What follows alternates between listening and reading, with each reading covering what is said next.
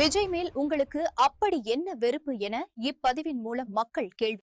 கார்ல வந்தா காருக்கு வரி கட்டுறது இல்லங்கிறாங்க. சரி, சைக்கிள்ல வந்தா இவர் பப்ளிசிட்டி பண்றாரு அப்படிங்கிறாங்க. ஏதாவது பேசினாலே கான்ட்ரவர்சிங்கிறாங்க. ஒன்னும் பேசலன்னா வாயே திறக்க மாட்டேங்கிறாருங்கிறாங்க. தெரிஞ்சு உதவி செஞ்சா பப்ளிசிட்டிங்கிறாங்க. தெரியாம உதவி செஞ்சா இவர் ஒண்ணுமே பண்ண மாட்டேங்கிறாருங்கிறாங்க. ஸ்மோக் பண்ற மாதிரி போஸ்டர் விட்டா யங்ஸ்டர்ஸ் கெடுக்கிறாருங்கிறாங்க. குடிக்காதரான்னு சொல்லிட்டு பாட்டு விட்டா இவர் ட்ரிங்கிங்க்கு சப்போர்ட் பண்றாரு அப்படிங்கிறாங்க. சண்டை சீன் வச்சா குழந்தைகளை வன்முறைக்கு தூண்டுறாருங்கிறாங்க. டெரரிஸ்ட் சுடுற மாதிரி சீன் வச்சா இவர் இந்த மதத்தை எதிர்க்கிறாருங்கிறாங்க. மைக்கிள்னு பேர் வச்சா அவர் இந்த மதத்துக்கு சப்போர்ட் பண்றாருங்கிறாங்க. டைம் டு லீடுன்னு டைட்டில் வச்சா படத்தை ரிலீஸ் பண்ண விட மாட்டேங்கிறாங்க. பொலிட்டிக்கல் படத்துல பொலிட்டிக்கல் வசனம் பேசினா கவர்மெண்ட் எதிர்க்கிறாருங்கிறாங்க. ஜிஎஸ்டி பத்தி பேசினா சென்ட்ரல எதிர்க்கிறாரு அப்படிங்கிறாங்க.